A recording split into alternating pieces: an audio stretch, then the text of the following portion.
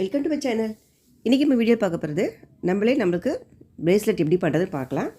இந்த பிரேஸ்லெட் செய்கிறதுக்கு இந்த மாதிரி பீட்ஸ் தேவை. இது ஜெல்லி பீட்ஸு, கிறிஸ்டல் பீட்ஸுன்னு நிறைய பீட்ஸ் கிடைக்குது. உங்களுக்கு எந்த மாதிரி தேவையோ அது மாதிரி வாங்கிக்கோங்க. நான் இது ஹோல்சேல் கடையில் தான் வாங்கினேன். இது வந்து 15 ரூபா ஒரு ரோ. வந்து ஒவ்வொரு பீட்ஸும் ஒவ்வொரு ரேட் இருக்கும். 25 ரூபா, 40 ரூபாயில் கூட பீட்ஸ் கிடைக்குது. ஸோ கடைக்கடை ரேட்டு வந்து கொஞ்சம் வித்தியாசப்படும். இப்போ இதில் வந்து மொத்தம் 108 பீட்ஸ் இருந்துச்சு. இப்போ நம்ம கையை சுற்றலுக்கு ஏற்ற மாதிரி இந்த மணி தேவைப்படும். இப்போ என் கைக்கு வந்து 22 பீட்ஸு சரியாக இருந்துச்சு. இப்போ வயரும் அதே மாதிரி நம்ம அளவு எடுக்கும்போது கொஞ்சம் கையை சுற்றிட்டு கொஞ்சம் எக்ஸ்ட்ராவே எடுத்துக்கோங்க.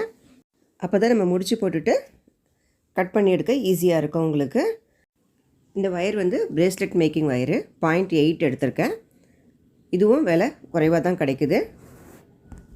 இப்போ பீட்ஸை நம்ம கோர்த்துக்கலாம். 22 பீட்ஸு நான் கோர்த்துக்கிறேன். சாம்ஸ் கோர்க்கறனால ஃபஸ்ட்டு பீட்ஸை மட்டும் ஃபுல்லாக கோர்த்துக்கோங்க. கோர்த்துட்டு 2 பக்கமும் நல்லா சேர்த்து ஒரு நாட் போட்டுக்கோங்க. நம்ம எப்பயும் போடுற மாதிரி தான், அஸ் யூஷுவல் எப்போ முடிச்சு போடுவோம் இல்லையா, அதே மாதிரி தான். ஆனால் அது எலாஸ்டிக்ன்றதில் கொஞ்சம் லைட்டாக எலாஸ்டிசிட்டி இருக்கும்.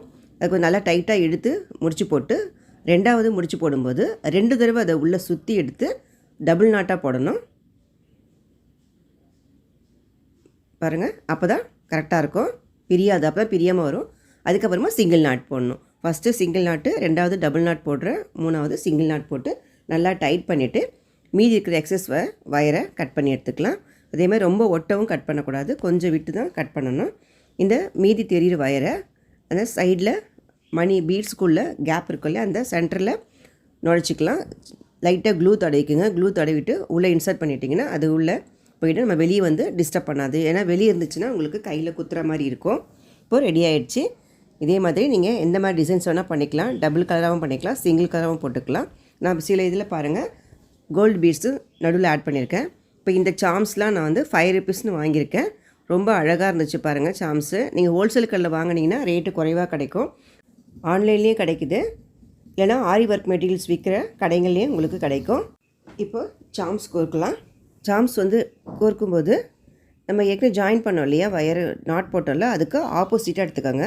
மொத்தம் 22 பீட்ஸ் போட்டிருக்கோம் இல்லையா, அப்போ மொத்தம் 11 பீட்ஸ் இருக்க மாதிரி பார்த்துக்கோங்க. அது 11 பீட்ஸ்க்கு அப்புறமா இந்த ஜம்ப்ரிங்கை அட்டாச் பண்ணிக்கோங்க. அட்டாச் பண்ணிவிட்டு நீங்கள் எந்த சாம்ஸ் போட போகிறீங்களோ அந்த சாம்ஸை அதில் உள்ளே விட்டு நுழைச்சிட்டு நல்லா நெளிச்சு விட்டுக்கோங்க.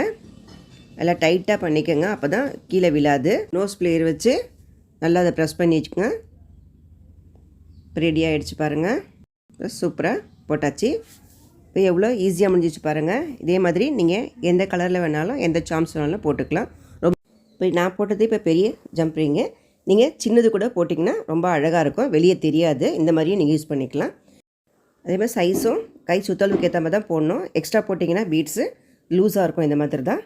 இந்த வீடியோ உங்களுக்கு பிடிச்சிருந்துச்சின்னா லைக் பண்ணுங்கள், ஷேர் பண்ணுங்கள். இந்த மாதிரி வீடியோஸ் பார்க்க என் சேனலை மறக்காமல் சப்ஸ்கிரைப் பண்ணிவிட்டு பக்கத்தில் பெல் பட்டனை கிளிக் பண்ணி வச்சுக்கோங்க. தேங்க்யூ ஃபார் வாட்சிங்.